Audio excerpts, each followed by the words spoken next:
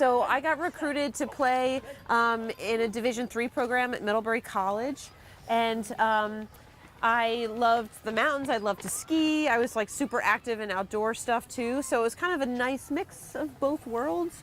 And my freshman year was like super awesome. I started in the lacrosse, on the lacrosse team. We went all the way to the national championships, won the national championship, got player of the game. Great way to start your freshman year of college, right? Yeah. To kind of come out of freshman year with a gold ring and feeling like very confident and very psyched about lacrosse and my sort of athletic career as a lacrosse player.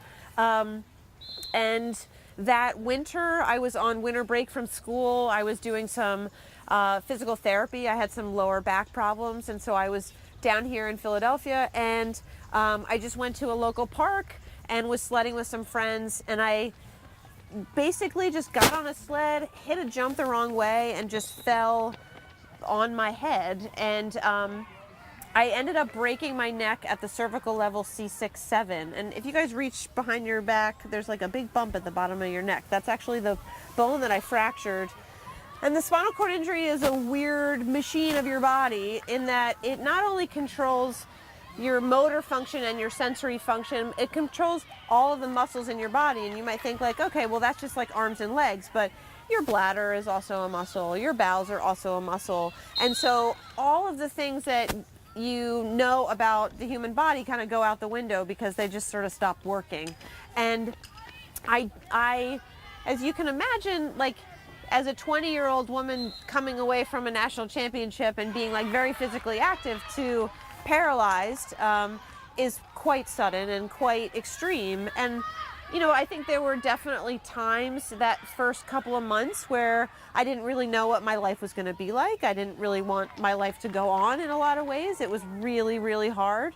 But there was something really powerful about the community in which I grew up, specifically the lacrosse community, that was unbelievable. I mean, the outpouring of support from college coaches to high school programs to letters that I would get that just kind of encouraged me on. And there's something about that athletic drive that you guys all experience when you're on the field, and you might not know it, but I always remember my dad telling me that you could really tell the difference between a true athlete and someone that was just doing it for fun, in that if they made a mistake or if they fell down on the turf, that you didn't stop and grovel or bitch at the refs or anything like that. You just got up and you kept going. And there was something to that being an athlete and being part of a team that I just kind of bought into. I remember my lacrosse coach from college came down to rehab while I was in rehab, and I was practicing doing weights, and we're talking like grams. I was like lifting grams of weight with my wrist, like 1 gram, 2 grams. Yeah.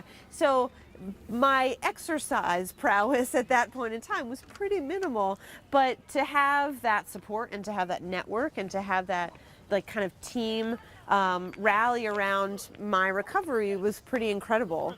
And also just the physical therapy and occupational therapy, all that sort of therapy that goes in is really kind of teaching you to work with what you have. And at that point, like, I could barely move my arms, I could barely move my body from like my wheelchair to another thing. But I don't know, I also started to meet people who had spinal cord injuries that were living normal lives. They were, you know, athletes, they had participated in wheelchair sports, they were married, they had kids. I had a doctor that was like, hey, you know, you're going to have sex again someday. And I was like, whoa, doctor, I'm not ready to have that conversation just now. And my parents are still in the room. Okay. So, but like all of those things about life and continuing life, like they still can happen to you. That was kind of an eye opener for me. Like, life's going to go on. It's going to be different. It's going to be slower, maybe. So much about what KSF and the Lacrosse Festival is about is you guys raising money for people in wheelchairs to have the opportunities to be part of these adaptive programs that give them that extra push. There's an incredible program that we started funding a couple years ago called Empower Spinal Cord Injury. And it's actually a camp that they send people 1 to 3 years post-injury to a summer camp in Long Island, and they go completely by themselves. They don't take any attendant care, they don't take any family members, it's all provided, it's all free, and they just learn everything about everything. They talk about yoga, they talk about wellness, they talk about how to travel on an airplane. They expose them to every adaptive sport, from scuba diving to body surfing to wheelchair rugby. And because of the fundraising that the festival did last year, we were able to give Empower enough money to do 2 weeks of the camp, not just 1 week. And the response from these men and women, their ages like 13 to 50, is extraordinary, because they not only go back to their homes and they're like, okay, I think I'm ready to drive. Okay, I think I'm ready to move out of my house. I'm ready to go to college. I'm ready to go to school, graduate school. I'm ready to maybe date someone. Hey, that could be kind of cool.